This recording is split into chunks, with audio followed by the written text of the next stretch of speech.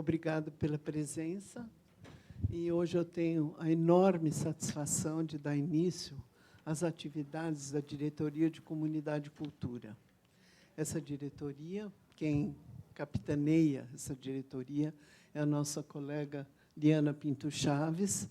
Para quem não conhece, é membro efetivo e didata da nossa sociedade, e todos que a conhecem sabem como ela é ligada à cultura, à literatura, à música, à poesia. E, então, ela que capitaneia essa diretoria. E hoje nós temos o professor Davi Arrigucci, que será melhor apresentado pela Liana, mas que é amigo da casa há muito tempo, não é? E, então, eu desejo a todos um bom proveito dessa oportunidade ímpar que temos hoje aqui. E depois da palestra do Dr. Davi, então, a gente volta a conversar, não é? Vocês terão a oportunidade de dialogar com ele. Então, bom proveito, e eu passo a palavra para a Liana.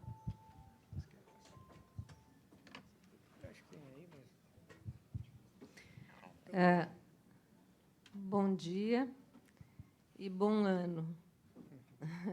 Bom ano do trabalho que se inicia hoje. Eu vou apresentar o Davi, embora não seja necessário, mas eu vou apresentar. E depois falar um pouquinho, bem pouquinho, sobre qual que é a ideia do trabalho desse ano. Então, o Davi é professor emérito de Teoria Literária e Literatura Comparada da USP. Ele é um grande ensaísta, é autor de inúmeros livros. Eu cito, vou citar, O Escorpião Encalacrado, que é de 73. Eu não vou falar as datas, falo a data do primeiro e do último que eu sei. Achados e Perdidos, Enigma e Comentário, Humildade, Paixão e Morte, a poesia de Manuel Bandeira, O Cacto e as Ruínas, Outros Achados e Perdidos, Coração Partido, uma análise da poesia reflexiva de Drummond, O Guardador de Segredos, que é de 2010. É o último, Davi? É o último. É o último. Tá. Ele também traduziu Borges, Cortázar e Felisberto Hernandes. Na ficção, ele publicou Ugolino e a Perdiz, de 2003, e o Rocambole, de 2005. Se a minha conta estiver certa, são 8 livros de ensaios e 2 de ficção. É isso? Eu creio que são. Agora que eu estou vendo. Tá. Bom, mas, para além dessa farta e rica produção, amplamente reconhecida, ele é tido como mestre de todos os bons professores e críticos de literatura em atividade atualmente. É preciso que se diga que o Davi é um grande professor. Aqui, muita gente já passou pelas mãos do Davi. Então, ele já empolgou muitos grupos de estudos de pessoas que não são da área. É um homem de talentos, de muitos talentos e interesses. Por exemplo, cinema. Tem excelentes ensaios sobre certos grandes filmes. E é um bom cozinheiro. Então, nada mais natural que fosse ele abrir os trabalhos da Diretoria de Cultura deste ano. É um prazer dar início ao nosso ciclo com a inspiração do Davi. Da onde que surgiu a ideia da escuta poética? Bom, eu escrevi um texto que circulou, mas acho que o que importa agora é: o Freud considerava os grandes escritores grandes conhecedores da alma humana, os melhores psicólogos. Mas eu acredito que ele estava mais interessado no conteúdo dos dramas humanos, nos processos psicológicos, do que na forma.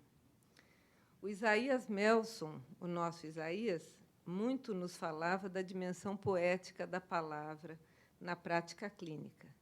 Ele dizia que falar sobre alguma coisa era muito diferente de falar expressivamente.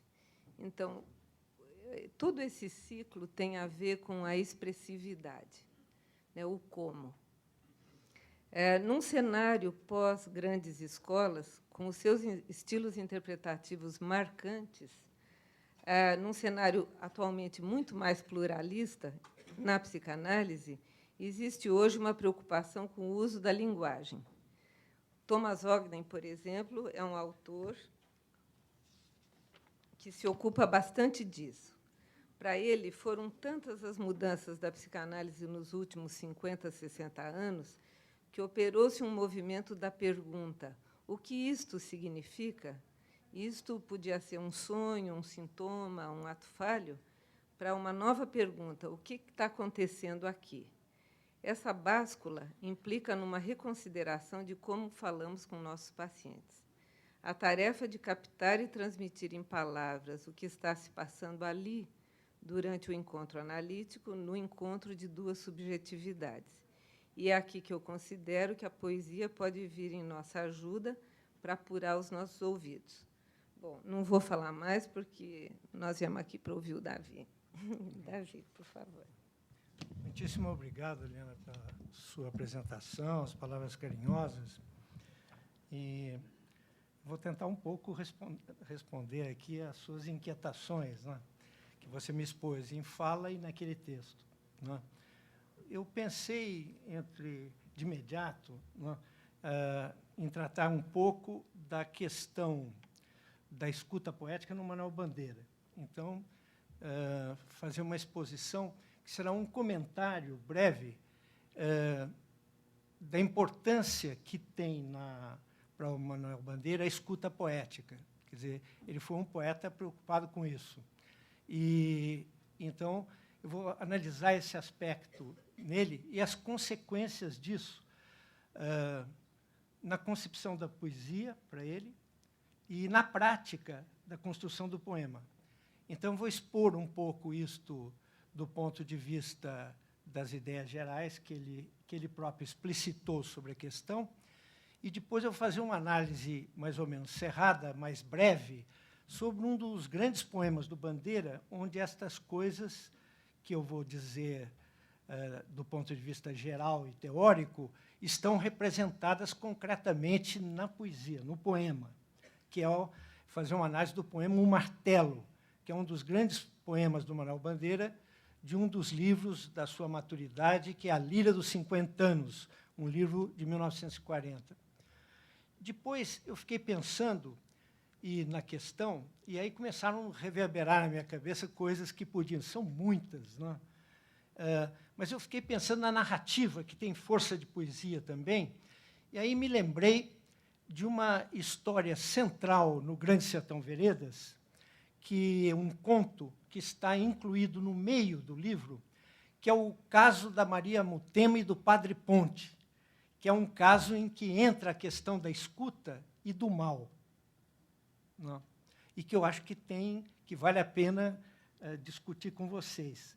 E depois eu pensei também num filme do Alfred Hitchcock, que, em 52, fez um filme que eu não me canso de rever e que cada vez eu estou gostando mais, que é o I Confess, que foi conhecido em português como A Tortura do Silêncio, e que trata do sigilo da confissão. Então, eu vou falar, sobretudo, do Manuel Bandeira. Se vocês estiverem cansados, aí depois, senão aí eu falo um pouquinho do Guimarães Rosa e do filme do Hitchcock. Ou então vocês vão para casa rever o Hitchcock, ou ver o Hitchcock, e pensar sobre o assunto, que tem bastante matéria comum com as questões que eu vou levantar.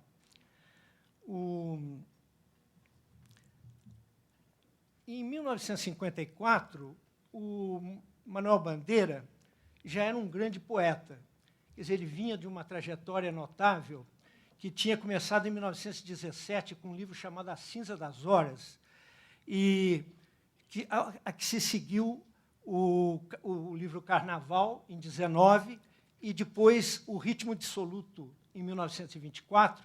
Esses 3 livros mostravam que o Bandeira não era só o maior poeta do pós-simbolismo no Brasil, era o grande preparador da poesia moderna e era já um anunciador da poesia moderna no Brasil. Mas aí vieram 2 grandes livros, em 30, o Libertinagem, e, em 1936, A Estrela da Manhã. E que mostraram que o Bandeira era um dos maiores poetas da língua, e não apenas do movimento modernista.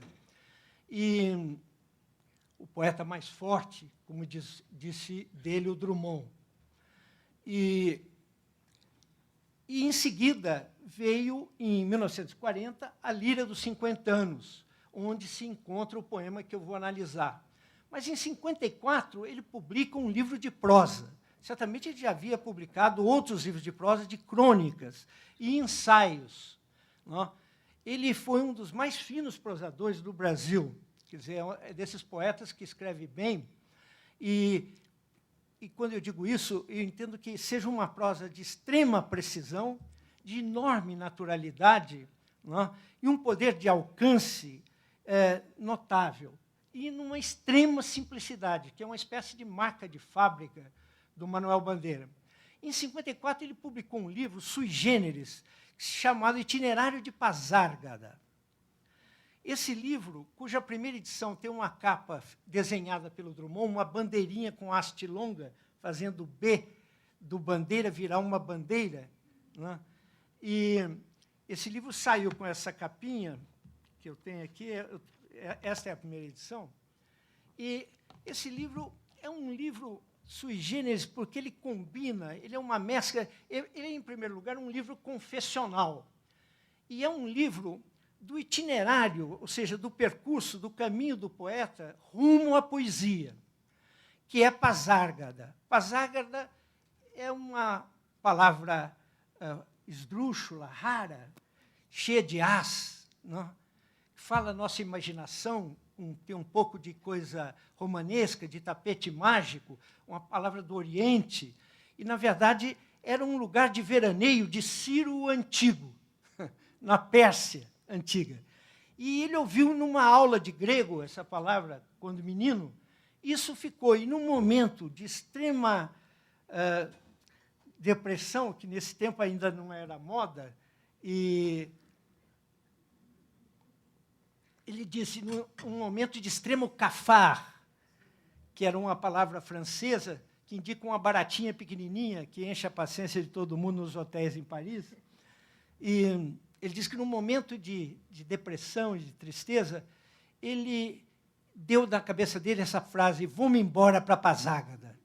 E inventou uma Pasárgada como uma espécie de reino, onde o desejo tudo pode, uma espécie de mundo paradisíaco, onde era possível cumprir tudo que a vida tinha tomado dele desde pequeno, menino tuberculoso, né, frágil, e que não pôde cumprir. Então, ele recheou Pasárgada dos objetos do desejo dele. Não? E o Itinerário de Pasárgada, então, vamos dizer, é o roteiro rumo a esta terra encantada, não, do poeta. E, vamos dizer, é um livro da confissão de um grande poeta sobre o caminho dele para chegar à poesia. Então, tem um lado quase paraficcional, como sempre a confissão, que é um gênero meio ficcional, tem. Não? É uma coisa que começou com Santo Agostinho, por volta de 400 da nossa era, que escreveu um livro incrível, As Confissões, e isto veio atravessando, depois o Rousseau escreveu As Confissões, é um gênero ficcional ou paraficcional, que às vezes se casa ao romance, e, no caso do nosso poeta, se casa à autobiografia. Ele faz uma autobiografia poética, que é o itinerário rumo à Pasárgada. Então, vamos dizer, tem toda a aprendizagem dele posta aí. Não? O primeiro parágrafo deste livro tem tudo a ver com aquilo que nos interessa. Então, eu vou ler esse primeiro parágrafo. Vamos dizer que esse livro combina a confissão com um comentário sobre a poesia que acaba instaurando uma espécie de visão da poesia, ou seja, uma teoria. Teoria em grego é visão. Então, há uma teoria da poesia que atravessa o Itinerário de Pasárgada, mas naquela prosa límpida, chã e natural do poeta, contando a sua vida, as várias dificuldades que ele teve, como é que ele veio dar na poesia e tal. Então, vamos dizer, essa combinação de poética explícita, ou seja, de projeto de construção de obra poética, de confissão pessoal, Então, dá esse livro incrível da prosa modernista, que é das melhores coisas de autobiografia poética publicadas no Brasil, como as Memórias de Mamãe, Sob as Ordens de Mamãe, as Memórias do Oswald de Andrade, como A Idade do Serrote, do Murilo Mendes. São grandes livros de prosa modernista, e o Bandeira fez esse também, que tem esse maior interesse. Ele diz assim: sou natural do Recife, mas, na verdade, nasci para a vida consciente em Petrópolis, pois de Petrópolis datam as minhas mais velhas reminiscências. Procurei fixá-las no poema Infância, uma corrida de ciclistas, um bambual debruçado no rio, imagino que era o fundo do Palácio de Cristal, o pátio do antigo Hotel Orleans, hoje Palace Hotel.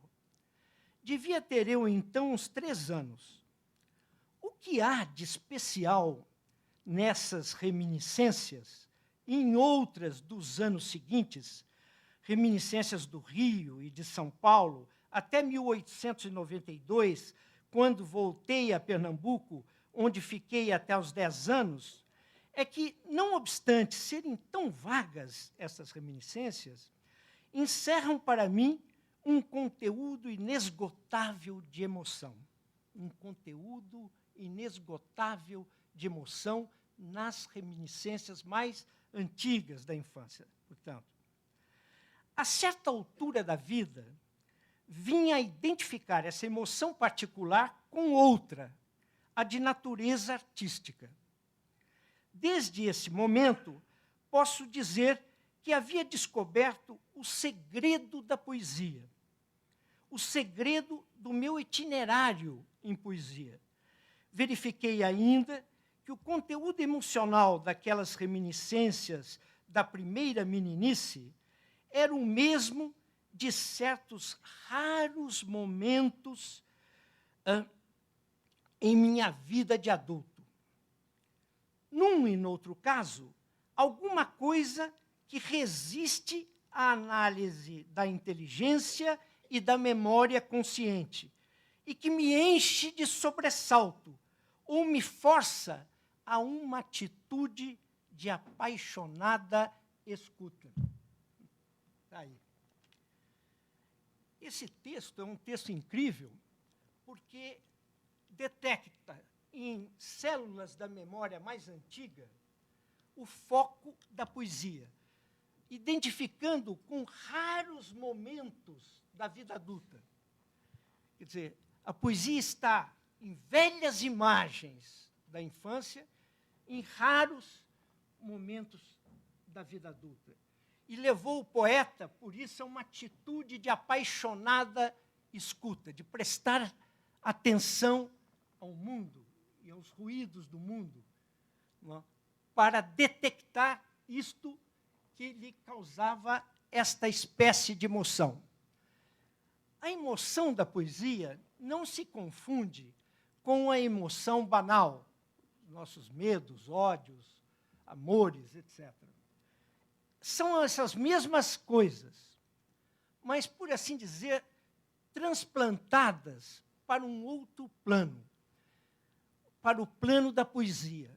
Quando há este transporte da emoção banal para o outro plano, ocorre uma coisa que o outro poeta definiu, o Paul Valéry, num Propos sur la poésie, que é um texto do Varieté, um livro de ensaios famoso do Valéry. Ele diz no Propos sur la poésie que a emoção poética dá a nós a impressão de uma percepção nascente, como se todas aquelas coisas cotidianas, banais, os objetos, seres, que os nossos sentidos apreendem do mundo, de repente tivesse mudado e se transformado em elementos musicalizados, constituindo uma espécie de sistema onde uns se referem aos outros mutuamente, formando uma espécie de mundo ou universo. Isso significa que a emoção poética é uma emoção que organiza ou reorganiza o mundo num novo sistema, onde os elementos banais estão postos em outro tipo de relação, como se eles se correspondessem mutuamente, dando a sensação de um universo, como se formasse uma totalidade orgânica. O poema é uma tentativa de pôr em palavras, num objeto de palavras, essa totalidade orgânica. O Itinerário de Pazágara é a história de como é que o poeta chegou, mexendo na linguagem, a captar a totalidade orgânica da emoção em palavras. Entenderam?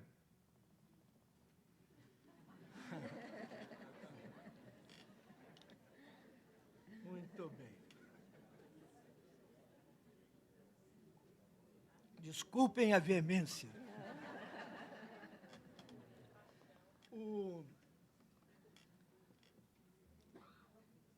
Isso significa que a emoção na poesia tem um transporte, uma mudança, uma alteração profunda. Isto dependeu, ele descobriu que é preciso ficar à escuta do mundo para captar esse momento. E aí é curioso, porque ele diz, bem, eu comecei a perceber que havia palavras que me diziam uma coisa, que eram estranhas, e traziam para mim esse estranhamento. Às vezes, eram palavras que se reuniam, e havia uma espécie de encontro encantatório de vocábulos. Esse encontro encantatório de vocábulos é uma imagem poética. Mas há palavras em si que têm alguma coisa de estranho nelas próprias. Ele dizia, por exemplo, eu fazia umas brincadeiras com meu pai de inventar palavras, de inventar versos, quando eu era menino. O meu pai chamava essas brincadeiras de óperas. E nessas óperas, a gente prestava atenção em tudo. Não é? Às vezes, vinha uma palavra do inglês, por exemplo, como bragadócio, que é? Quer dizer fanfarrão, fanfarronice, braggart, bregadócio. Isso era uma palavra estranha. Mas, às vezes, em português, surgiu uma palavra como protonotária. Protonotária. Protonotário, um notário proto. Quer dizer, um notário principal, né?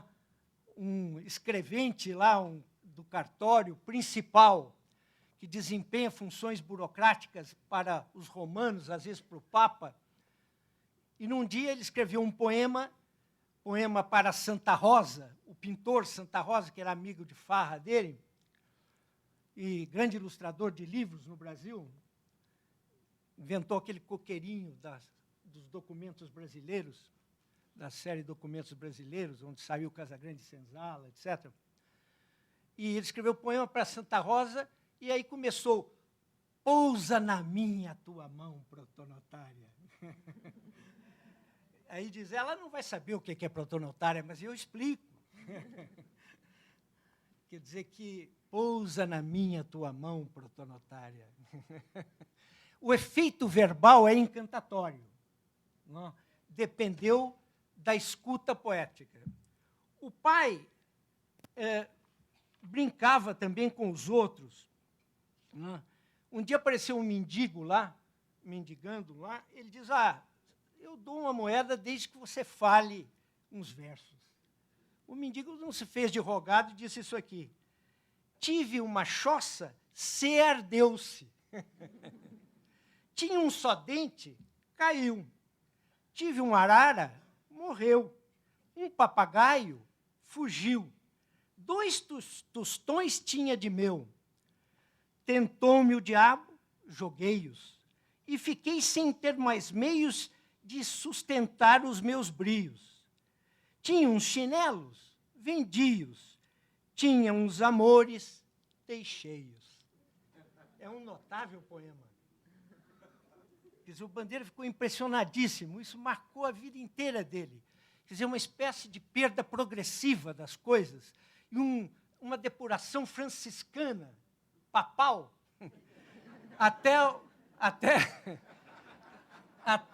até o último tostão, que também se vai. Quer dizer, uma pobreza absoluta. Isso o encantou. Às vezes, ele começou a perceber que havia poesia, então, com essa escuta do mundo, que havia poesia em tudo. Que em tudo podia haver poesia. Até o modernismo, até os anos 20, nós sabíamos que a poesia estava em Deus, na pátria, na natureza, em grandes temas, em temões. Mas esse poeta percebe que não, que está nessas palavras estranhas, de som raros, está em versos absolutamente sem intenção de serem grandes versos, em palavras soltas. Por exemplo, ele lia poemas que os franceses chamavam de désavoués, que são poemas que ninguém pensa que são. Por exemplo, um de Léon Dauvel, que ele encantava, e encantou sempre a vida dele, que um dia, também de cafard e de dificuldade em Paris, esse Léon Dauvel disse: Mon Dieu, je suis sans pain, sans rêve, sans demeure. Sem pão, sem sonho, sem moradia. Quer dizer, esse absoluto, essa absoluta desproteção contém poesia para ele. Bom, esse copo é meu também.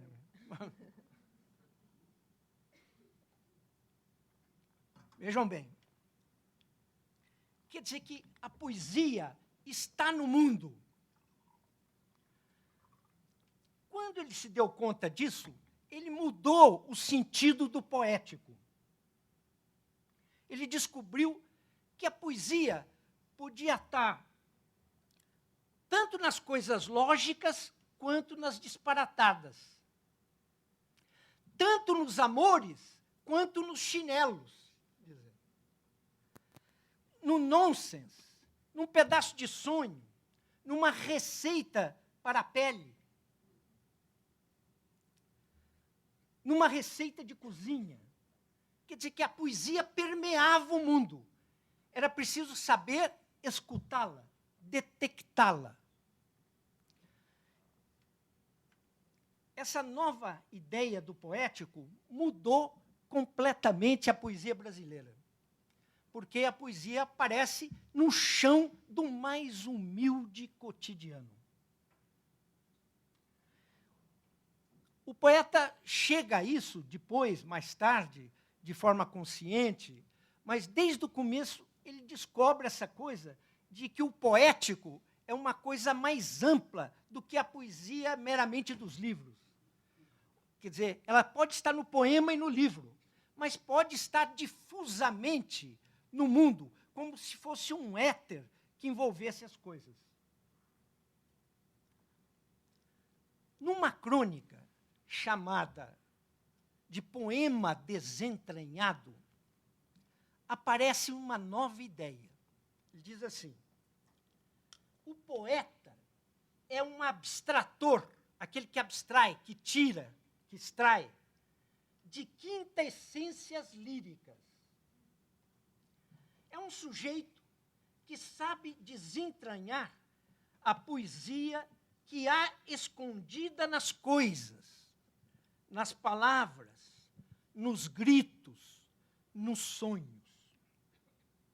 A poesia que há em tudo, porque a poesia é o éter em que tudo mergulha e que tudo penetra. Esse pan poético, é um poético difuso, realmente, é uma nova concepção da poesia. Agora, vejam bem o que ele vai extrair daí. O poeta, muitas vezes, se delicia em criar poesia, não tirando-a de si, dos seus sentimentos, dos seus sonhos, das suas experiências, mas desgangarizando-a, como disse Couto de Barros, dos minérios. Como alguém com a bateia joga o aluvião ali, a areia do rio, e vai mexendo a bateia até que separa a ganga do ouro, desgangarizando-a, como disse Couto de Barros, dos minérios em que ela jaz sepultada. Uma notícia de jornal, ele escreveu um notável poema tirado de uma notícia de jornal, em libertinagem. Uma frase ouvida num bonde, ou lida numa receita de doce, ou numa fórmula de toalete. Há quem censure o poeta por isso. Não me parece avisada tal atitude. A poesia é como o rádium. O milésimo de miligrama constitui uma riqueza que não se deve deixar perder. Eu, por mim, vivo cada vez mais atento a essa poesia disfarçada e errante. E um dos exercícios que mais me encantam é desentranhar um poema que está, não raro, desmembrado, desmanchado numa página de prosa.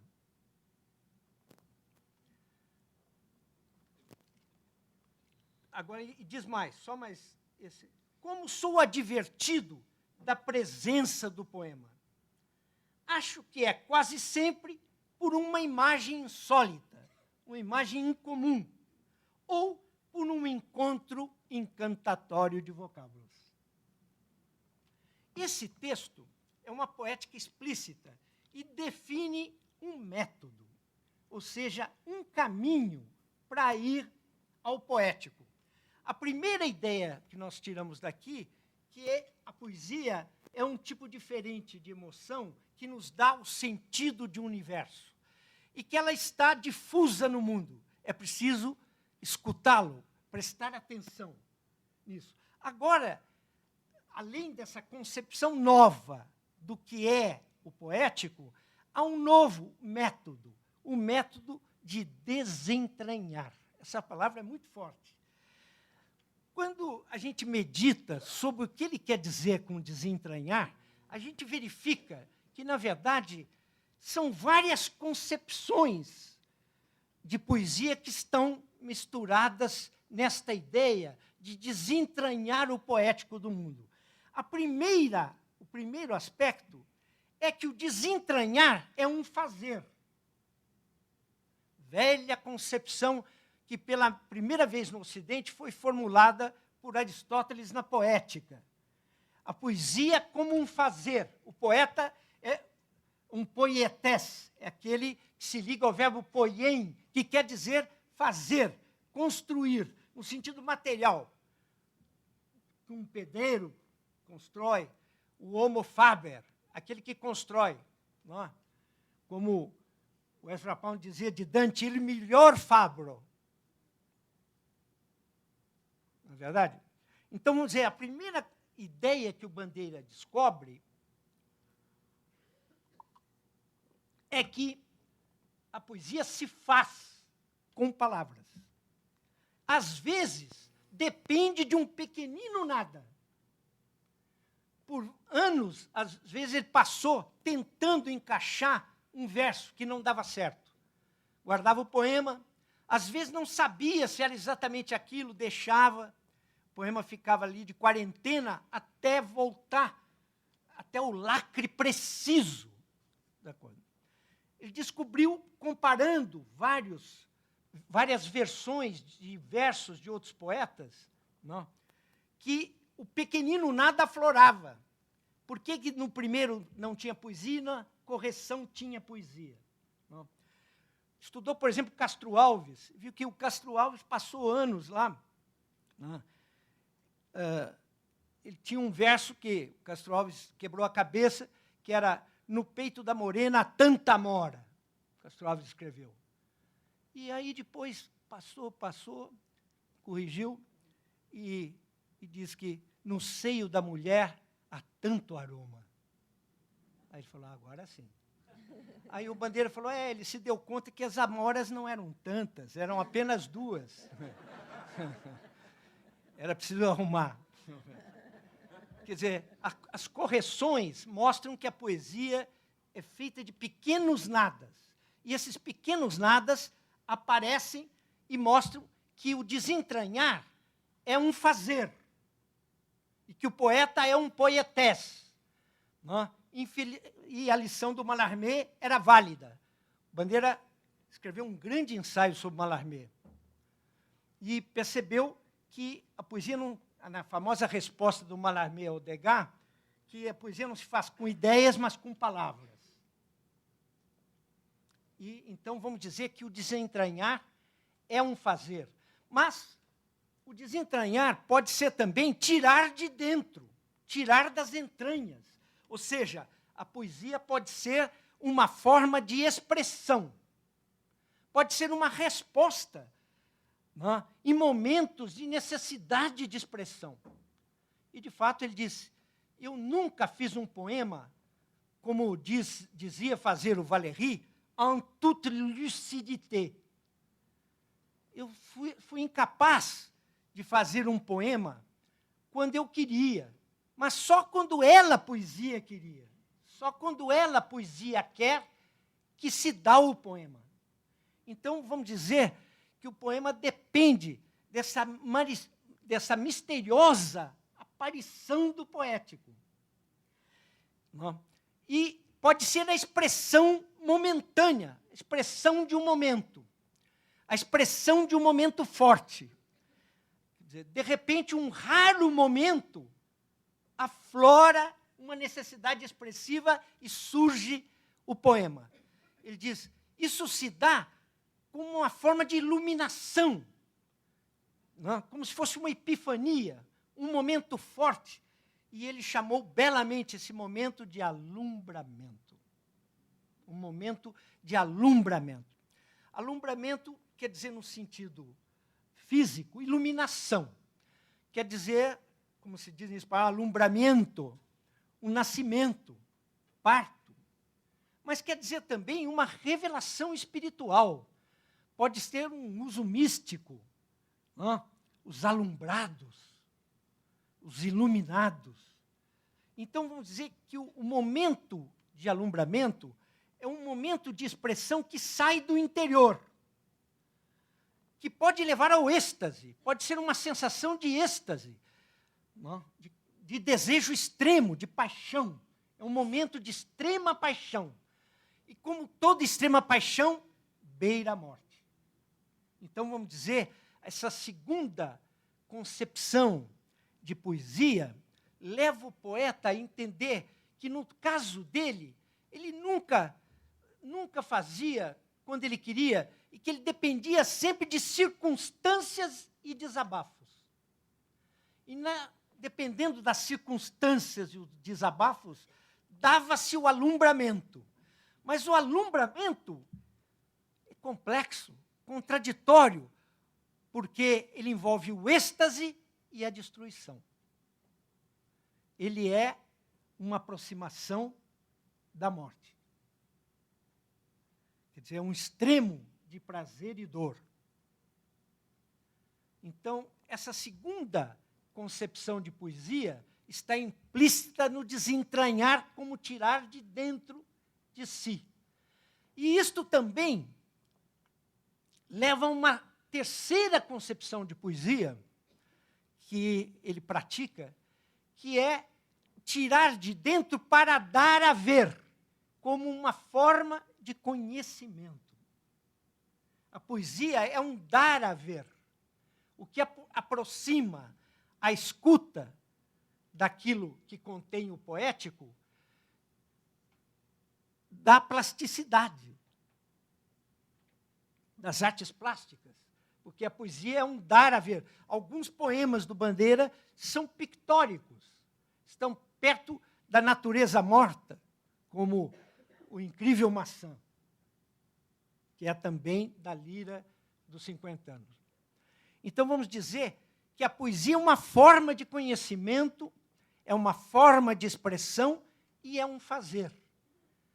Tudo isso ele entendeu a partir da descoberta de que a poesia é o éter que envolve o mundo, da onde é preciso desentranhá-la. Entenderam? Agora nós estamos preparados para enfrentar um poema, que é o martelo. Vamos ler o martelo, porque aí vocês vão ver como é que essas coisas funcionam. Você põe lá? Dá para ler? Está lá, não? Está na tela. Eu vou ler aqui. O martelo. As rodas rangem na curva dos trilhos inexoravelmente. Mas eu salvei do meu naufrágio os elementos mais cotidianos. O meu quarto resume o passado em todas as casas que habitei. Dentro da noite, no cerne duro da cidade, me sinto protegido.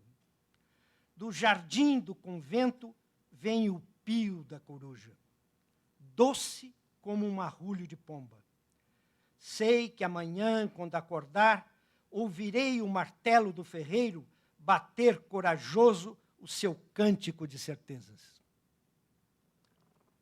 Bom, esse é um dos grandes poemas bandeirianos e dessa fase madura da lira dos 50 anos, vamos tentar entendê-lo. Esse poema foi composto no Manuel Bandeira. Quase tudo dependeu um pouco da vida do Manuel Bandeira.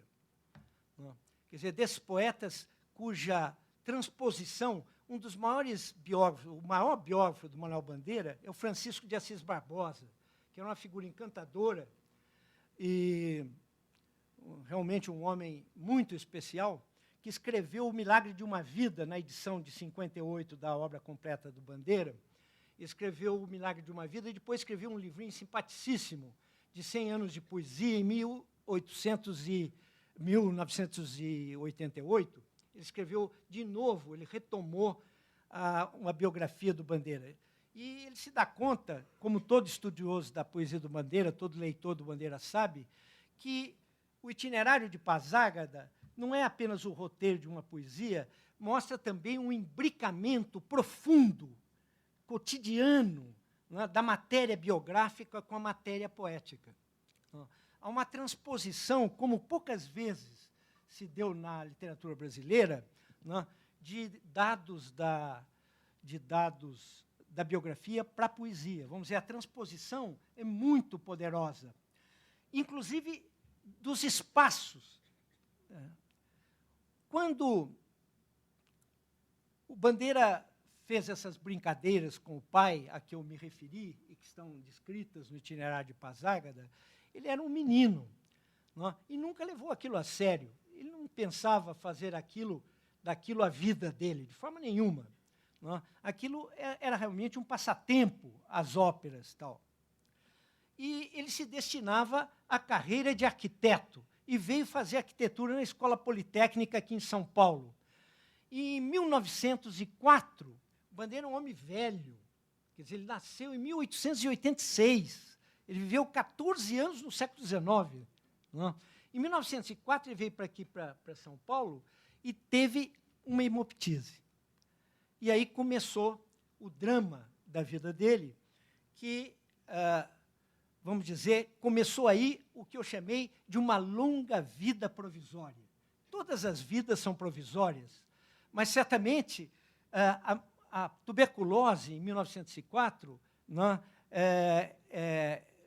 era uma moléstia fatal, era uma doença fatal. Quer dizer, como se dizia naquele tempo, é uma doença que não perdoa.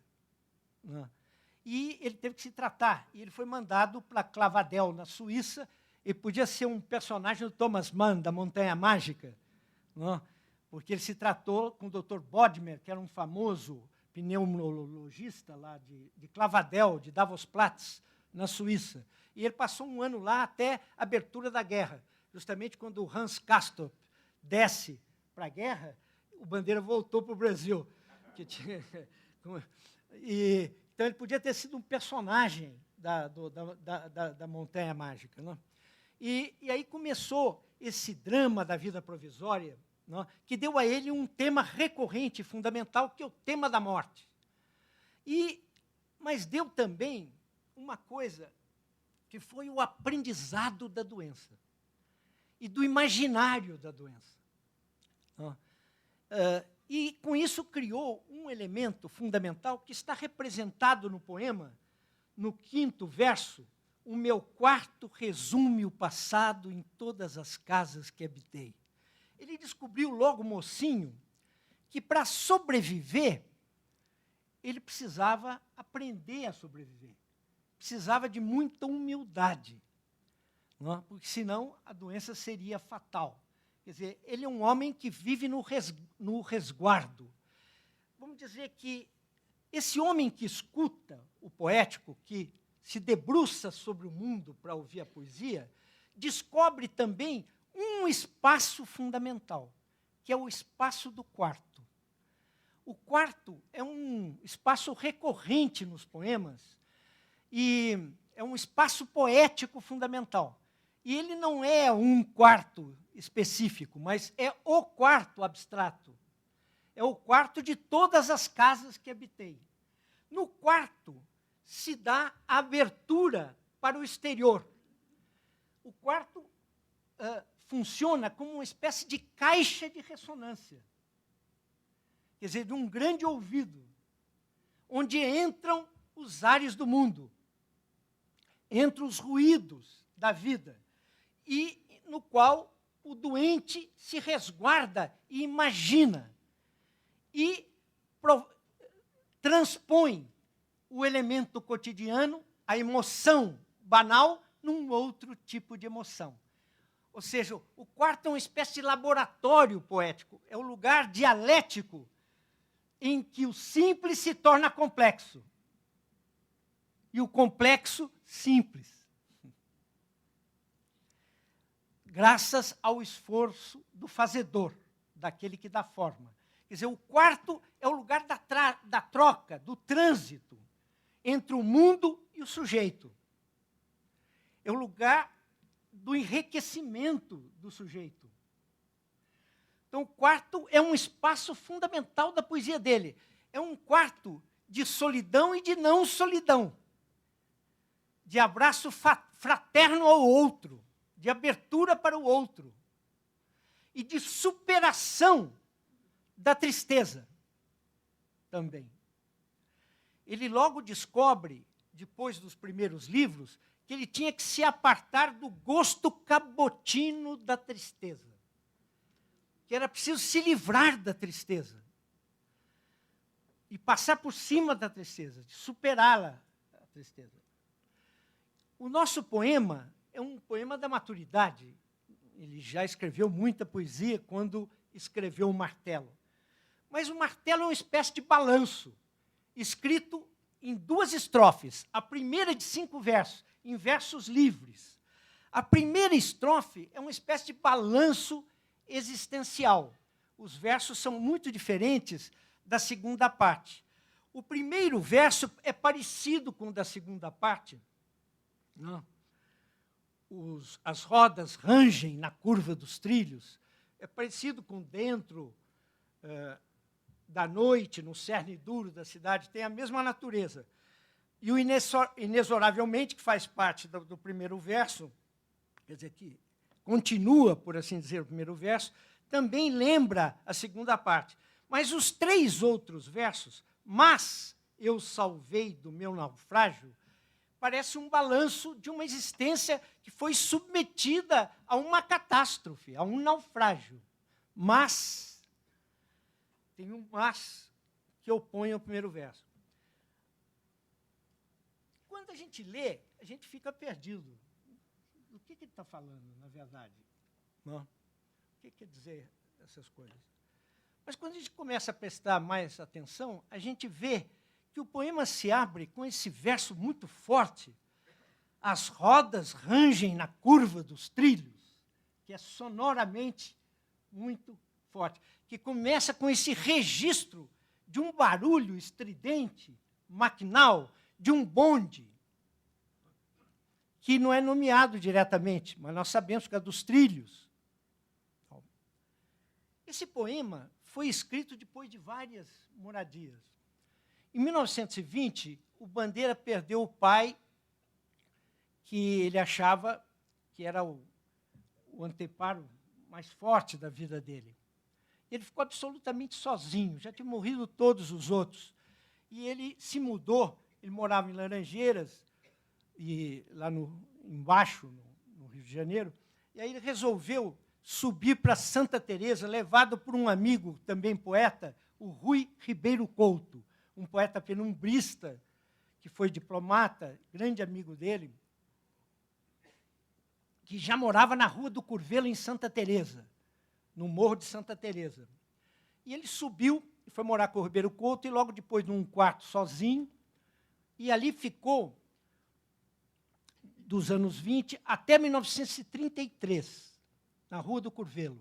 Ali ele escreveu grande parte dos livros principais, até parte da Estrela da Manhã, em 36. Escreveu toda a libertinagem, escreveu as crônicas da província do Brasil, escreveu os poemas do Ritmo Dissoluto, de 24, etc. Foi um momento extremamente profícuo, fértil, da estada do Bandeira na Rua do Curvelo. Em 33, ele sai do alto do morro e desce para Lapa, que era uma zona de meretrício, de cabarés, de vida boêmia no Rio de Janeiro dessa época. Um espaço importantíssimo para a vida dele. Ele desce e vai morar na Rua Moraes e Vale, como ele diz no itinerário, uma rua em Cotovelo, no coração da Lapa. Essa rua em Cotovelo pela rua em Cotovelo, passava a curva do bonde. As rodas rangem na curva dos trilhos. Esse verso chama atenção por essa coisa estridente. E aí a gente começa a dar ouvidos ao poema e vê que esse som estridente não é o único som do poema. Que lá para frente vem o pio, o arrulho, o pio da coruja e o arrulho da pomba, como se fosse um arrulho de pomba. Tem o som estridente no início, tem no meio o pio da coruja, doce como um arrulho de pomba. Tem um som animal. Primeiro um som maquinal, depois um som animal. Depois, no fim, ouvirei o martelo do ferreiro bater corajoso o seu cântico de certezas. Tem um terceiro barulho, o cântico da batida do martelo do ferreiro. No fundo, a Rua Moraes e Vale tem um beco das Carmelitas, que é pertinho. Tinha um convento das Carmelitas, que está nomeado aí, vem do jardim do convento, quer dizer, o convento das Carmelitas. E tem o Beco das Carmelitas. No fundo do Beco das Carmelitas tinha um ferreiro, nos anos 30, aí.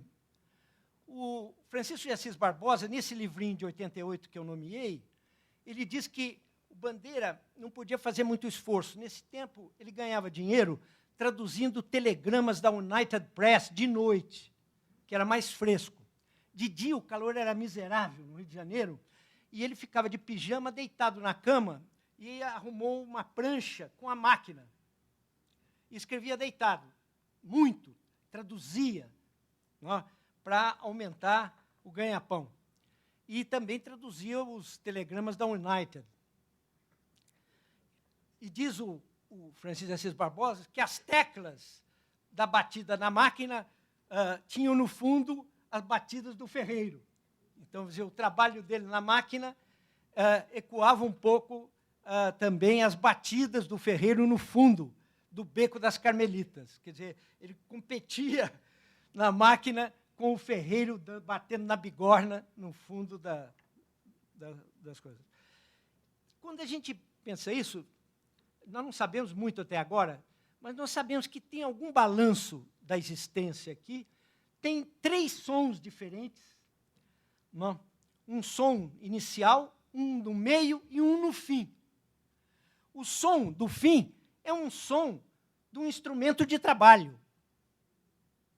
É um som humano, ligado ao trabalho humano. Ó, tratado como cântico. Cântico é o mesmo que hino, ou seja, é um tipo de poema elevado, em geral, um poema para a divindade, um hino à divindade, poesia ao divino. Ó. Então, vamos dizer que, no fim, eu tenho uma elevação para um cântico. Ó. O martelo do ferreiro é elevado, como se fosse um cântico bíblico, cantar dos cantares, o cântico dos cânticos de Salomão. Quer dizer, é uma palavra de ecos bíblicos, de eco bíblico, um poema de eco bíblico. Só isto que tem eco bíblico? Não. A pomba também. A pomba também tem um eco bíblico. Sobretudo se a gente pensar em naufrágio, lá em cima. Porque naufrágio está ligado às águas, e a pomba está ligada às águas na lenda de Noé, que soltou várias pombas, ou soltou a mesma pomba várias vezes, até que ela voltou com o raminho verde da oliveira, né, e depois não voltou mais, no fim do dilúvio, depois do naufrágio. Vamos dizer que o poema tem sons e tem ecos bíblicos. Precisamos examinar melhor. O primeiro verso é muito forte e é uma coisa que se impõe desde o início e lembra, dentro da noite, no cerne duro da cidade, lembra na dureza também. O dentro da noite, no cerne duro da cidade, é duro porque repete no som o conteúdo. Ou seja, há uma literação, como a gente chama em literatura, uma repetição de consoantes fortes, reiterada, que parece glosar o conteúdo. Um dos mistérios para a escuta poética é que, na poesia, o som significa. Diferentemente do uso instrumental da linguagem na prosa, na poesia, a forma significa. Ou seja, o significante sonoro tem a ver com o conteúdo. Isso é um grande salto que a poesia dá. Isso significa que a expressão mimetiza o conteúdo, espelha o conteúdo. Ou seja, que a forma, como dizia o Hegel, é o luzir sensível da ideia. É o brilho sensível da ideia. Quer dizer, a ideia se espelha no som. Entenderam?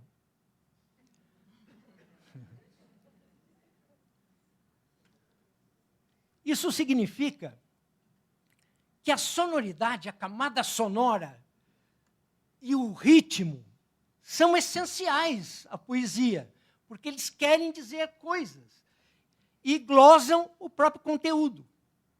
Ou seja, há uma aliança secreta entre o som e o sentido. E foi assim mesmo que o Valéry formulou isso. Na poesia, há uma aliança secreta entre som e sentido. Quando a gente lê, então, esse primeiro verso, a gente vê que rodas rangem, curvas e trilhos. Há uma reiteração da líquida, dos R's. As rodas rangem. Curiosamente, todas as palavras são de sílabas. Tem 2 sílabas. E todas têm o acento na primeira sílaba. As rodas rangem na curva dos trilhos. Há uma ênfase do acento rítmico em cima dessas palavras, o que aumenta a sensação de rangido, a estridência maquinal do rangido. Esse verso quando a gente lê o poema e depois as coisas que são escritas, começa a significar uma coisa maior do que o som. Não é apenas um som maquinal. Tem alguma coisa de ameaçadora nisso. As rodas rangem na curva dos trilhos. E depois é na curva dos trilhos. A gente nunca sabe o que está além da curva. Não é verdade? O primeiro verso tem uma coisa maquinal e impositiva. Aqui o som, que o som reforça de forma contundente. Como se uma coisa maquinal que se impusesse e que se completa no segundo verso com esse advérbio, inexoravelmente. Inexoravelmente significa implacavelmente, infalivelmente, rigorosamente, duramente. Uma coisa inexorável é uma coisa contra a qual nós não podemos nada. É uma coisa que se impõe. Impõe como uma coisa necessária. Se eu fosse grego, eu diria, e filósofo, eu diria que esse verso exprime a ananke, ou seja, uma necessidade bruta, impositiva, maquinal e inapelável. Se isso for verdade, o primeiro verso, com esses rangidos estridentes, na verdade, trazem a ameaça do trágico, da tragédia. Eles impõem uma necessidade férrea, maquinal, brutal, um destino férreo, do qual não se pode escapar, que é infalível. No entanto, são coisas concretas. As rodas rangem na curva dos trilhos, inexoravelmente. Ou seja, do quarto, para quem está no quarto com apaixonada escuta, de repente, o ruído maquinal de um bonde na noite parece uma ameaça trágica. Não é verdade? Inapelável. Apesar dessa ameaça, há um mas. Conjunção adversativa de oposição. Coordenativa, adversativa. Mas eu salvei do meu naufrágio. Ele já teve o seu naufrágio. A tragédia já se deu. E alguma coisa restou do naufrágio. O que restou? Os elementos mais cotidianos. Sobraram coisas comuns. Eu diria as coisas humildes, perto do chão. Humus significa em latim chão. As coisas humildes, corriqueiras, essas sobraram. E sobraram onde? O meu quarto resume o passado em todas as casas que habitei. O quarto é uma espécie de resumo do mundo. Ou seja, o que sobrou da minha existência. Isso está no quarto. Agora nós descobrimos a coisa mais importante. Que no quarto, certamente, a ameaça pesa sobre o quarto. Mas no quarto, o resumo do vivido está vivo. O resumo do vivido é aquilo que ficou do vivido, ficou do tempo passado. E a isso nós damos o nome de experiência. O quarto é o lugar da experiência, o lugar da decantação do vivido, onde as coisas que passam ficam, de algum modo. A substância do vivido fica no quarto.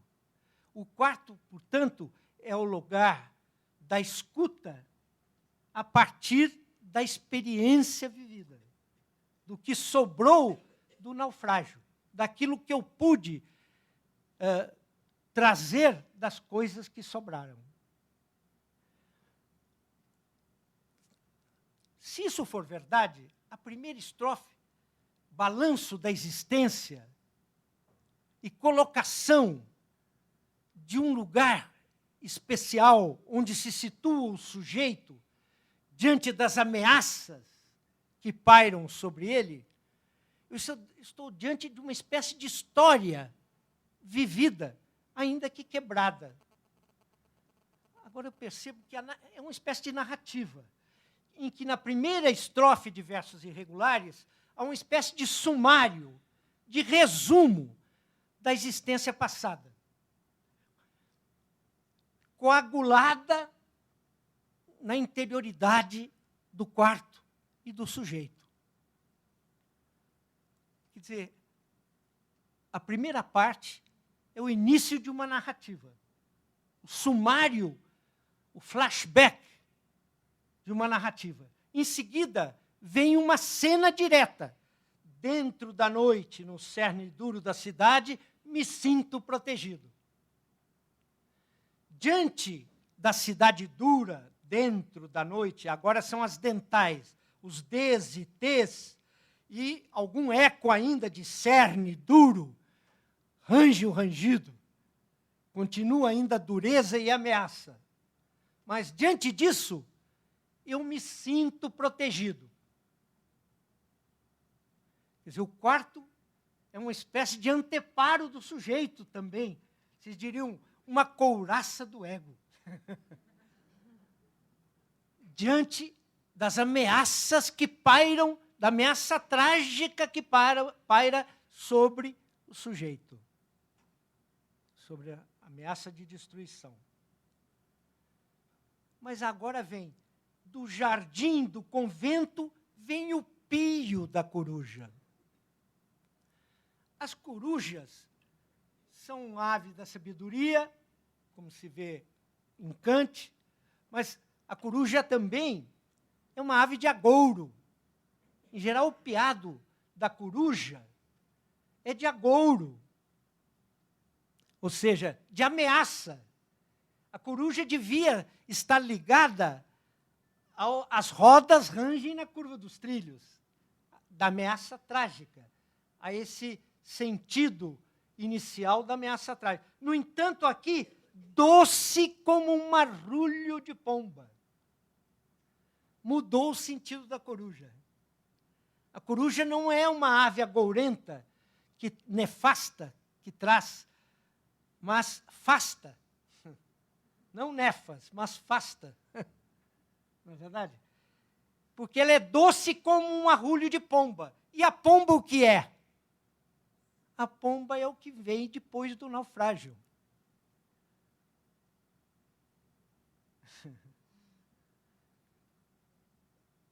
Perceberam?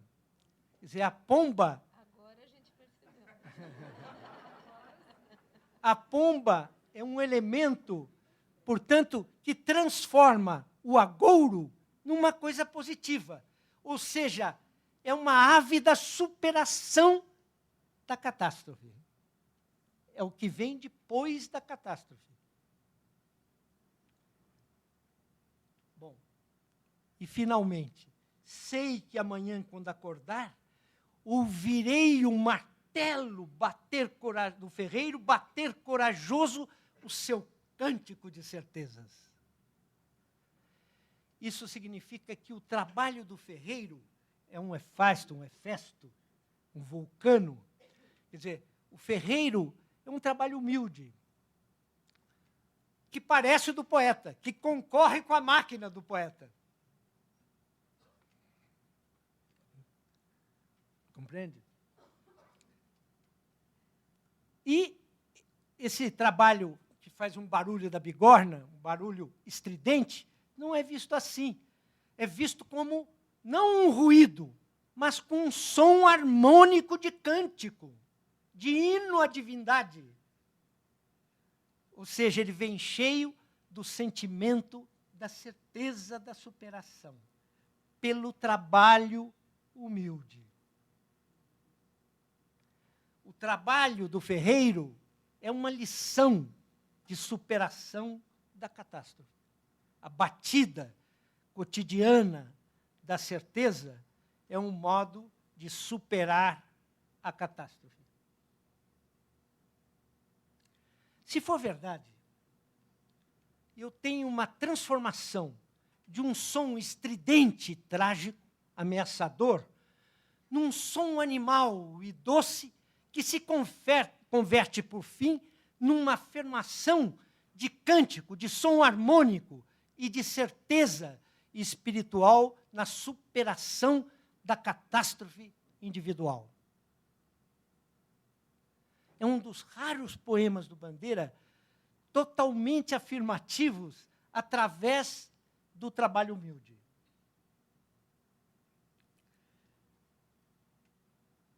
Bom,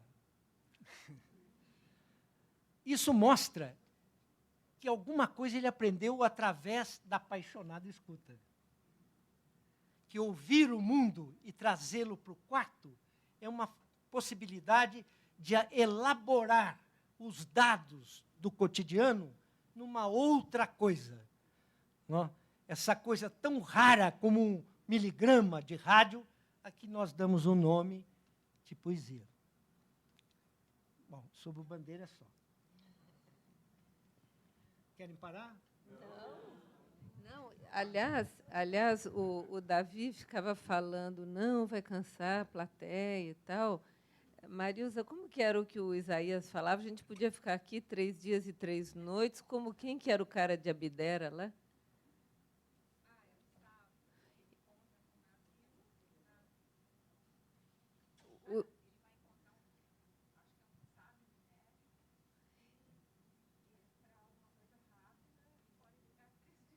Então, o Isaías gostava de dizer, a gente não cansa nunca, a gente pode ficar aqui 3 dias e 3 noites.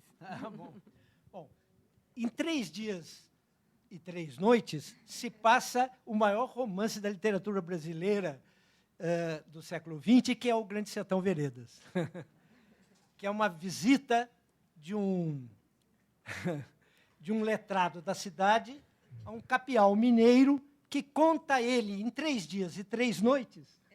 É o tempo de duração do Grande Sertão Veredas. 3 dias e 3 noites.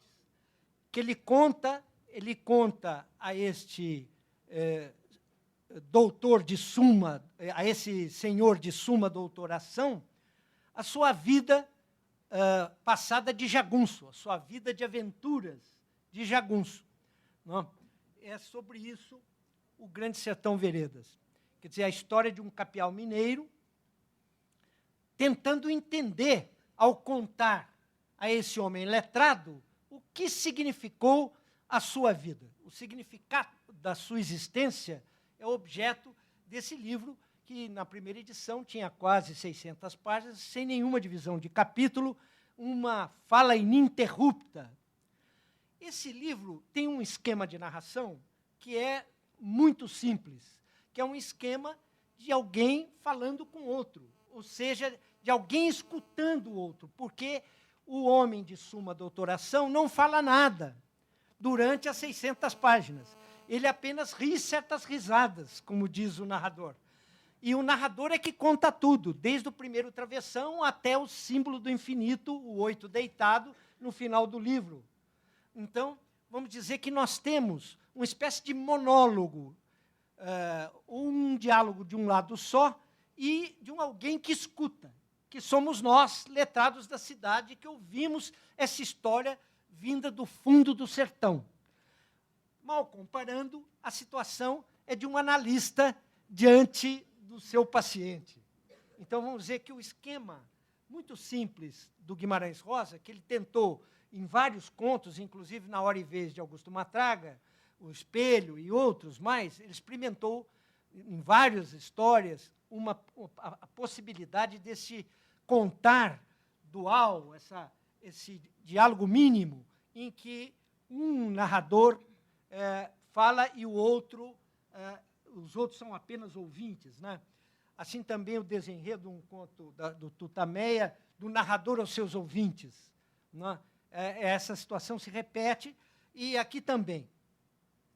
Pois bem, no meio dessa longa história de uma vida, cujo significado o narrador quer entender, ele conta muitos casos paralelos. Aliás, ele começa discutindo a vida não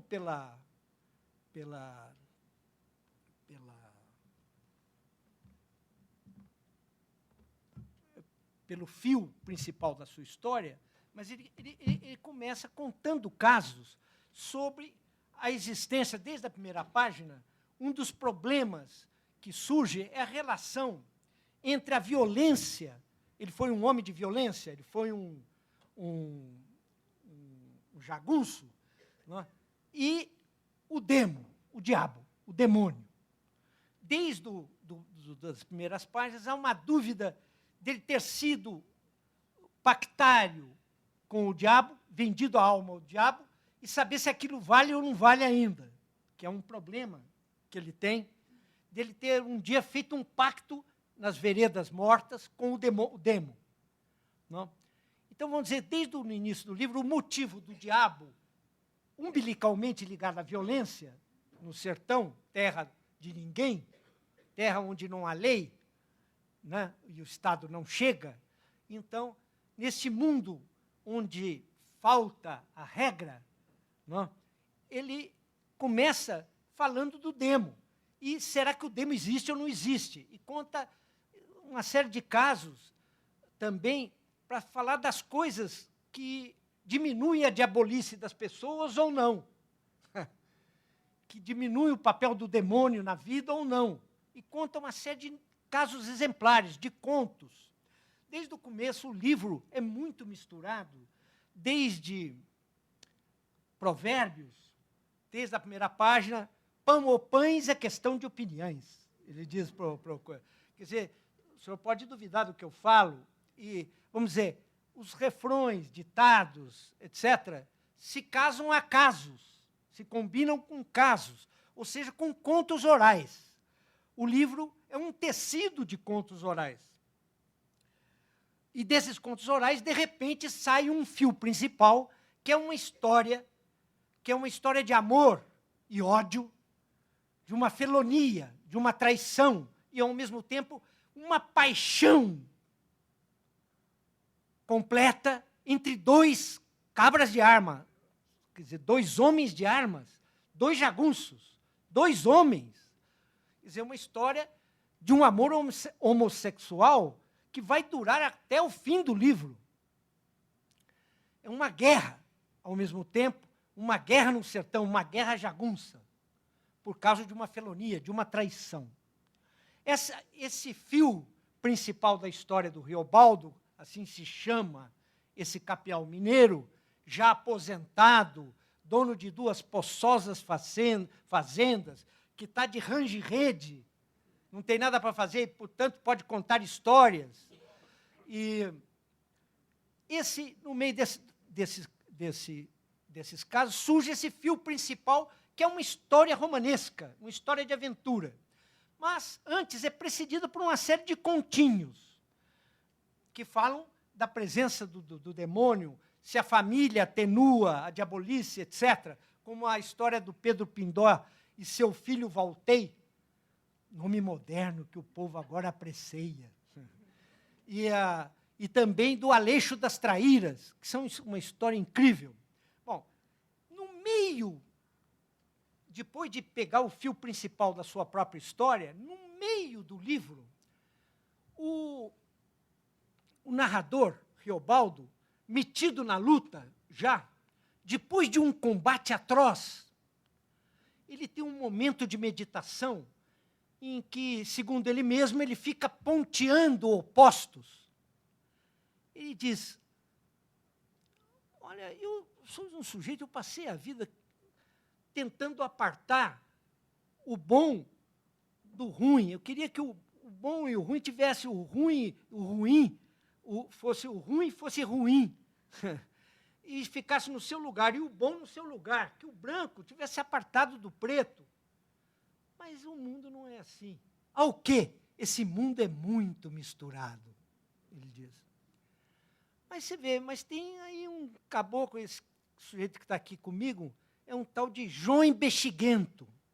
Esse João Bexiguento é um homem que anda de alpercatas, faz mesinhas, meio curandeiro, e ele poeta mesmo no simples, quer dizer, ele parece que não tem dois lados. No entanto, esse Joy Bexiguento conta casos. E aí ele conta um caso, que é esse que eu vou contar agora para vocês, o caso de Maria Mutema e do Padre Ponte, que está no miolo do livro, e que é um caso complicadíssimo, não é? Que envolve, de novo, a situação, não é, da escuta. Então, esse caso aconteceu no sertão Jequitinhão, ou seja, do rio Jequitinhonha, no norte de Minas, e num arraial chamado São João Leão. É tudo em ão, Jequitinhão, ão. Isso é uma coisa forte. E muito sonoro. A língua sonora do ão, já foi chamado português, né? A língua sonora do ão.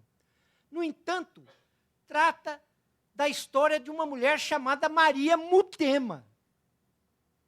Mutema, a Valnice Nogueira Galvão, que é uma crítica literária importante brasileira, escreveu um livro sobre o Grande Sertão chamado As Formas do Falso. E foi a primeira a chamar a atenção de que Mutema lembrava fonema, a palavra fonema, que a palavra fonema vem do grego som da voz. Mutema, portanto, é a mulher sem voz. Nós começamos pelo barulhão do ão, mas vamos tratar de uma mulher sem voz, da Maria Mutema. Quer dizer, uma mulher muda, que não fala. Vocês vão ver que ela fala, mas só num momento ela vai falar.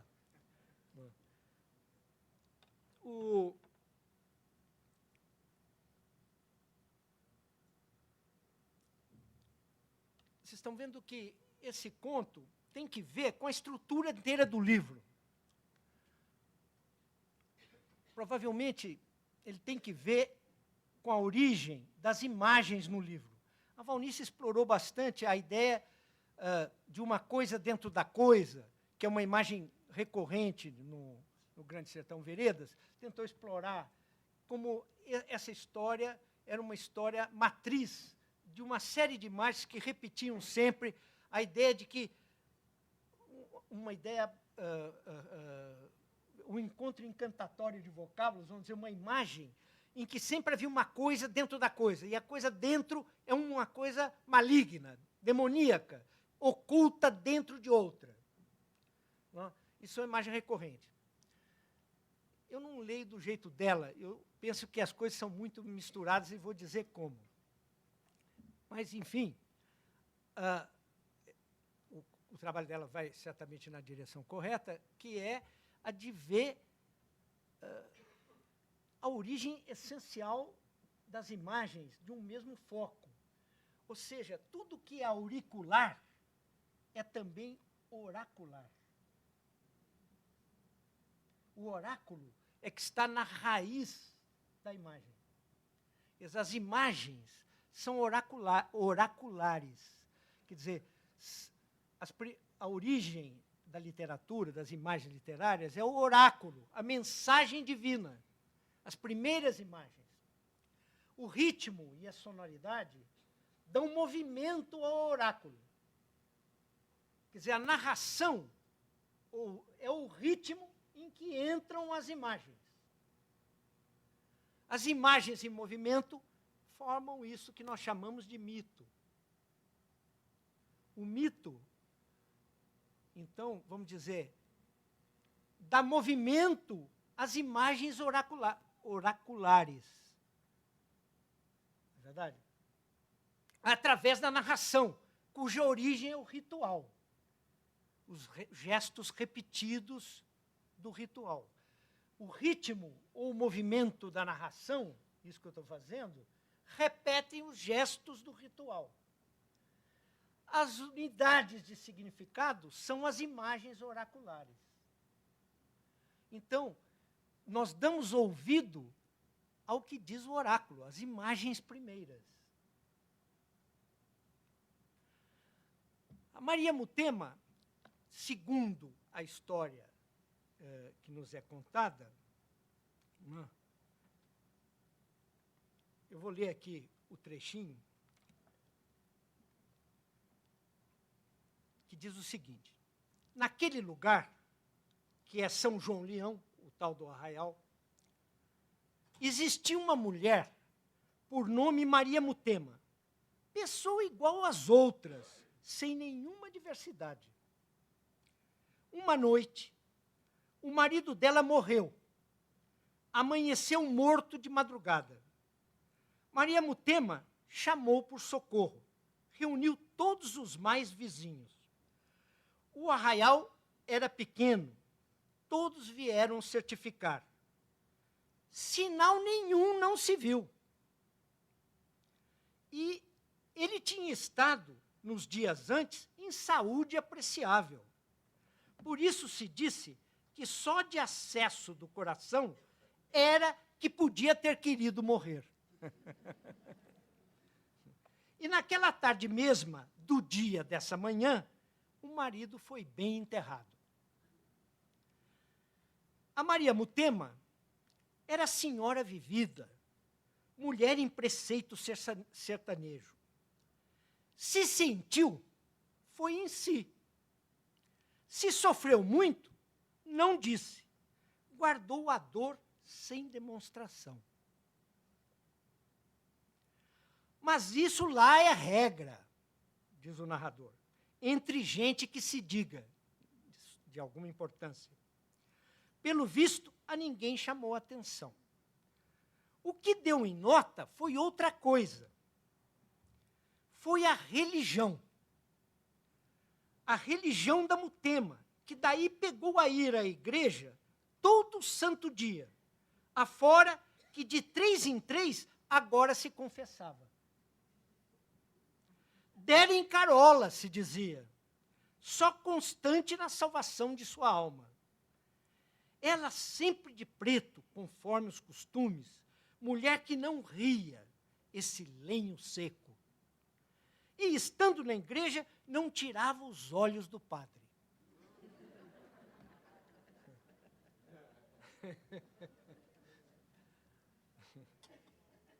Bom, o padre era o padre Ponte, um padre bonachão, sacerdote, bom homem, meia-idade, meio gordo, muito descansado nos modos e de todos bem estimado, mas relaxava. Tinha 3 filhos com uma tal de Maria, que era conhecida como Maria do Padre. Mas isso também não dava na vista, porque é comum acontecer. Na tradição brasileira do interior era assim desde Portugal.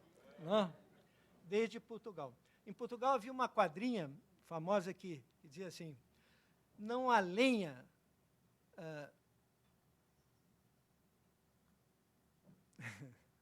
não há lenha como a de pinho, nem madeira como de carvalho, nem filho como dos padres que chamam o pai padrinho. Quer dizer, é uma tradição portuguesa velha. Veja-se o crime do Padre Amaro e outros. Bom, então o padre Ponte tinha a Maria do Padre e os meninos, que eram os meninos da Maria do Padre. Mas, em tudo mais, ele era um vigário de mão cheia, cumpridor, caridoso, pregava com toda a virtude de seu sermão, atendia a qualquer hora, etc.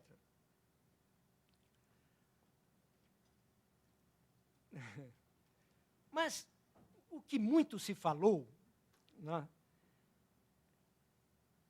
que deu na vista, não foi esse fato, nada disso, é que a Maria Mutema tivesse tantos pecados assim para confessar a cada 3 dias.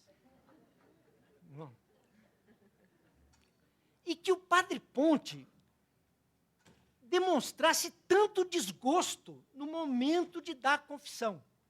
Ele não podia se negar a dar a confissão. Mas ele parece que ficava bravo, e as pessoas ouviam ele ralhando alto dentro do confessionário com a Maria Mutema. Ralhava com ela terrível no confessionário. E a Maria Mutema se desajoelhava de lá de olhos baixos, com tanta humildade serena, como se fosse uma santa padecedora. Mas daí, aos 3 dias, retornava. E o padre Ponte fazia uma cara de verdadeiro sofrimento e temor no ter de ir à força escutar, a junjo, à força a escutar a Mutema. Bom, acontece que daí adiante o padre foi adoecido ficando. De doença para morrer, se viu logo. De dia em dia ele emagrecia, amofinava o modo, tinha dores, e por fim encaveirou. De uma cor amarela de palha de milho velho, dava pena, morreu triste. E desde por em diante, mesmo quando veio outro padre no lugar dele, a Maria Mutema não foi mais à igreja. Sumiu da igreja. Bom, passaram-se tempos. Veio uma missão de padres missionários para o Arraial. 3 dias, de novo. 3 dias de missão, confissão, missa todo dia, aquela coisa, pregação, que tal, o povo todo enfileirado para o bem. No 3º dia, um missionário estava rezando a Salve Rainha, que é uma reza que não se pode interromper. Mas, de repente, a Maria Mutema entra na igreja, quando ele estava, e o padre parou a Salve Rainha. E logo continuou, mas com outra voz. Com outra voz. E mal disse amém na oração da Salve Rainha, virou um touro tigre. E começou aos berros dizer que aquela mulher que tinha entrado tinha que sair. E que se ela ainda tivesse alguma coisa, ela podia se confessar. E ele a confessaria, mas na porta do cemitério, onde estavam 2 defuntos. Ele disse. E agora vem essa coisa espantosa. E Maria Mutema, sozinha em pé, torta magra de preto, deu um gemido de lágrimas e exclamação. Berro de corpo que faca estraçalha. Pediu perdão. Perdão forte, perdão de fogo, que da dura bondade de Deus baixasse nela, em dores de urgência, antes de qualquer hora de nossa morte. E rompeu fala. Por entre prantos, ali mesmo, a fim de perdão de todos também se confessava. Confissão edital, consoantemente para tremer exemplo, raio em pesadelo de quem ouvia, público, que rasgava a gastura, como porque avessava a ordem das coisas e o quieto comum do viver transtornava. Ao que ela, onça monstra, tinha matado o marido, e que ela era cobra, bicho imundo, sobrado de podre de todos os estercos, que tinha matado o marido aquela noite, sem motivo nenhum, sem malfeito dele nenhum, causa nenhuma. Por quê? Nem sabia. Matou enquanto ele estava dormindo. Assim, despejou no buraquinho do ouvido dele, por um funil, um terrível escorrer de chumbo derretido. O marido passou, lá o que diz, do oco para o ocão, do sono para a morte. E lesão no buraco do ouvido dele, ninguém não foi ver, não se notou. E depois, por enjoar do padre Ponte, também sem ter queixa nem razão, amargável mentiu. No confessionário, afirmou que tinha matado o marido por causa dele, Padre Ponte. Porque dele gostava em fogo de amores. E queria ser concubina, Amásia. Tudo era mentira. Ela não queria nem gostava.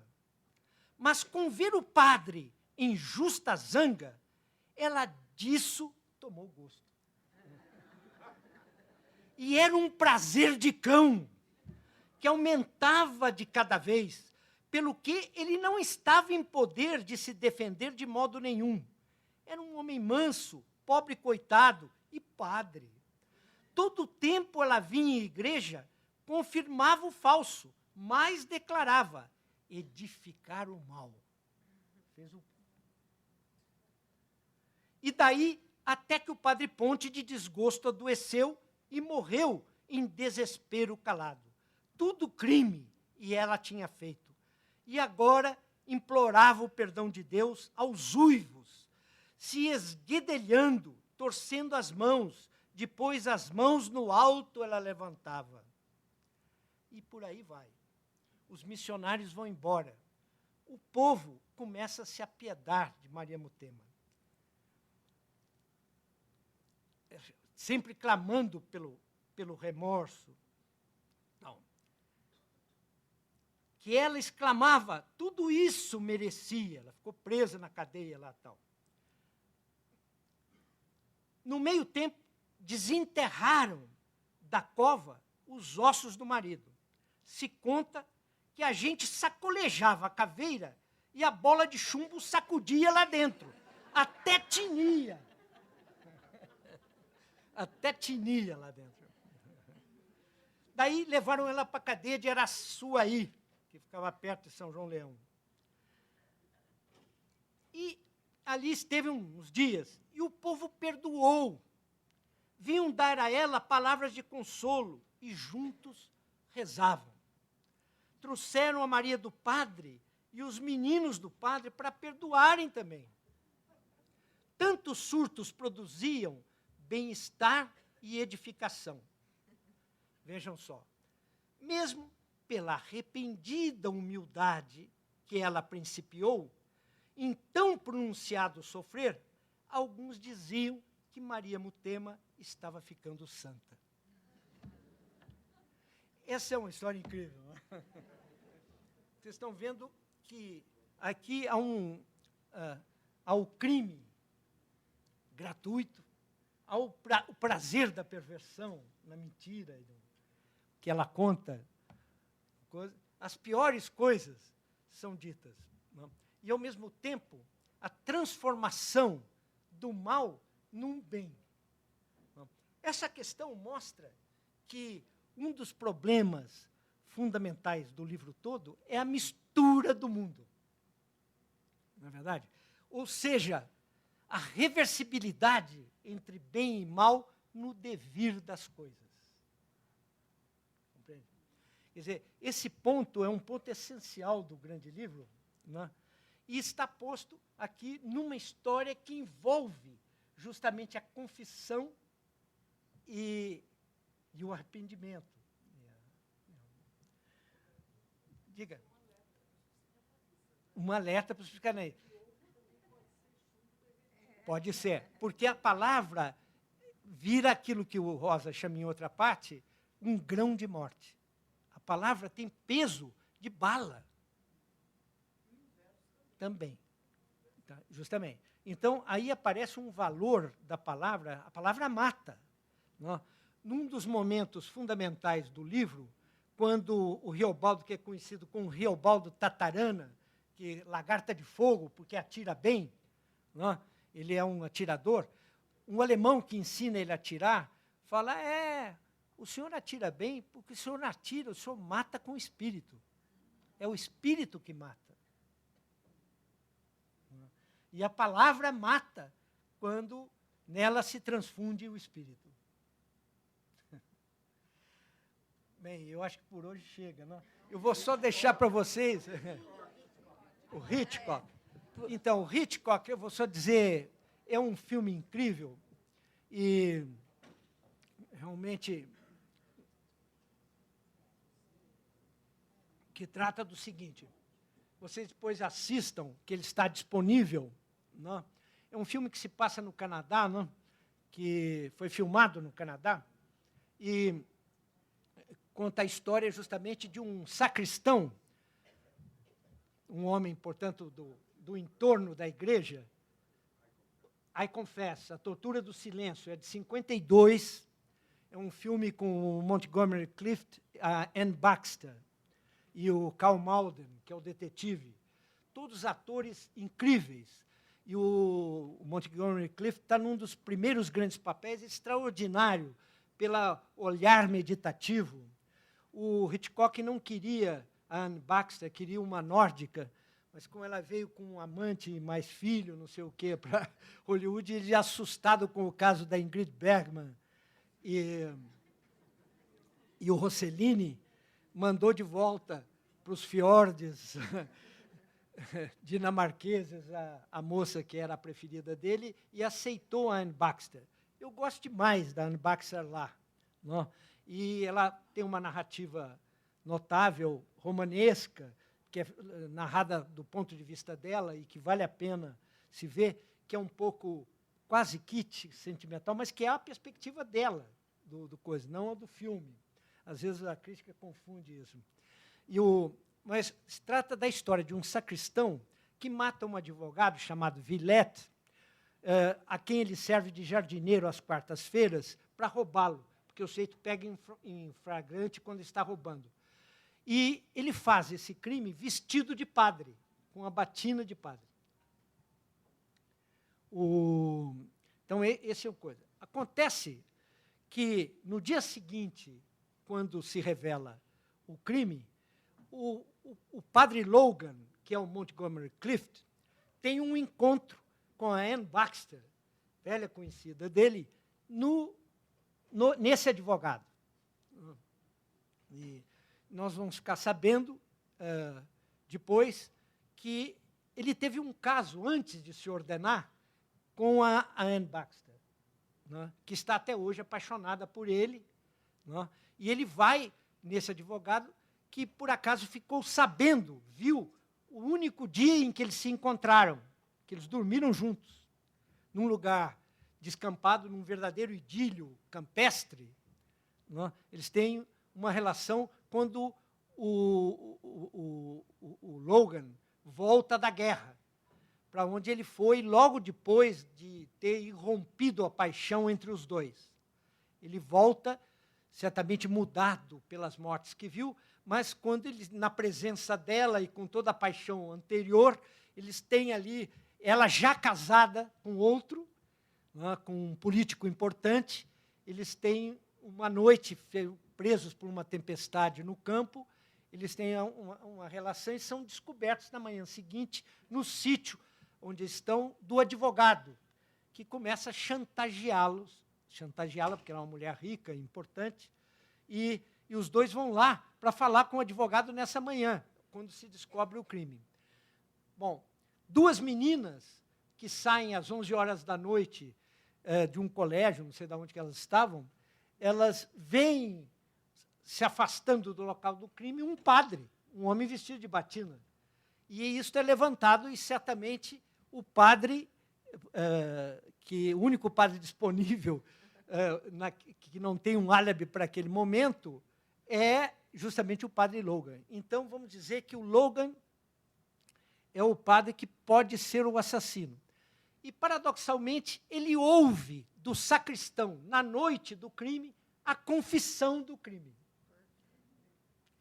Quer dizer, é um alemão casado com uma senhora também alemã, a notável atriz Dolly Haas, que é uma atriz alemã admirável, que se chama Alma no filme, como a Alma Reville, que é a mulher do Hitchcock, grande companheira dele nos roteiros, Alma Reville. E a personagem, a mulher do assassino, do sacristão, é também Alma, se chama Alma, faz uma ponta admirável. E ele é um ator alemão, Hasse, O.W. Hasse, que faz um papel magnífico também no filme. E ele conta em confissão por Padre Logan, que tinha ajudado, colocado no emprego, ajudado a vida inteira, ele conta o crime que ele acaba de cometer, de matar o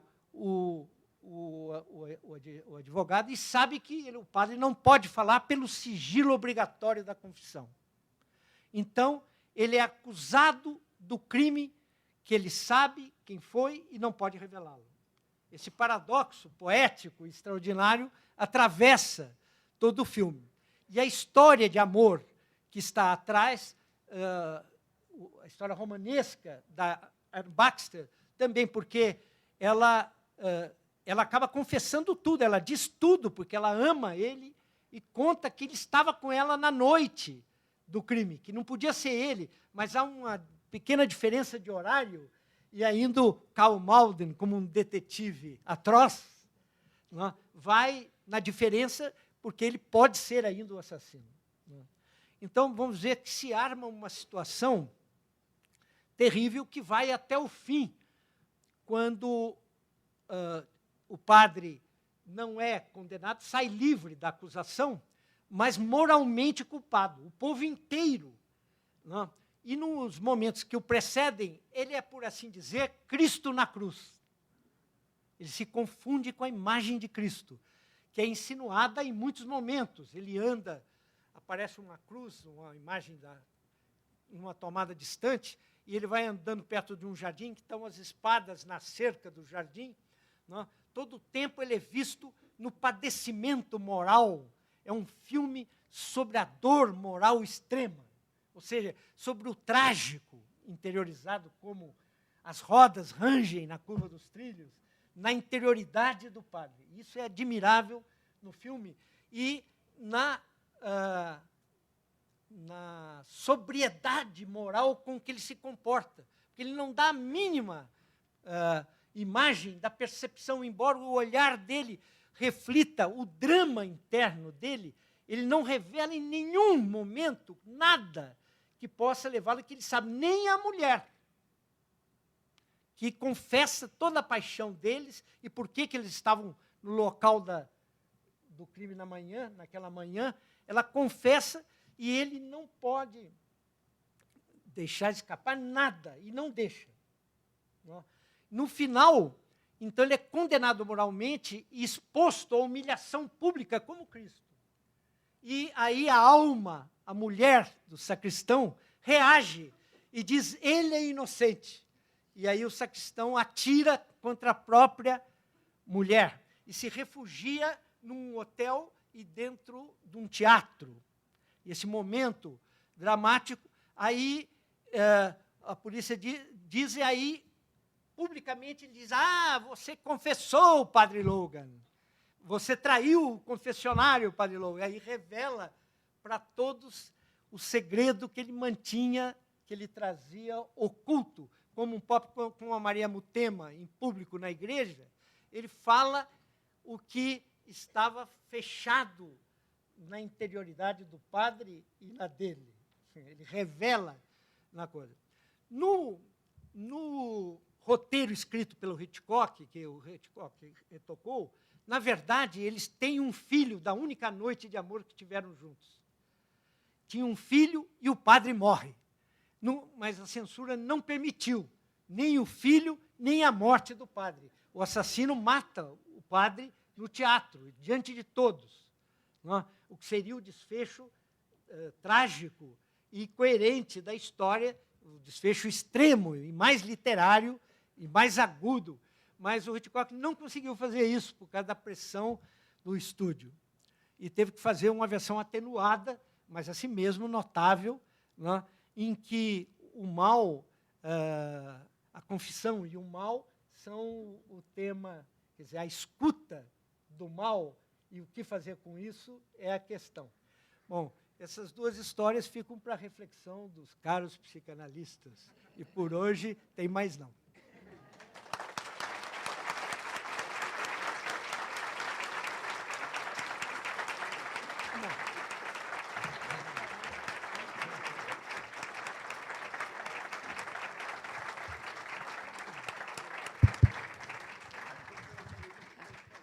A gente teria uma infinidade de questões para conversar, né? Só da primeira parte, se aquele quarto podia ser a sala de análise, então, do paciente vir a habitar a sala de análise, tornando a sua, e assim por diante, né? Mas eu acho que vamos ficando por aqui. Obrigada, Davi.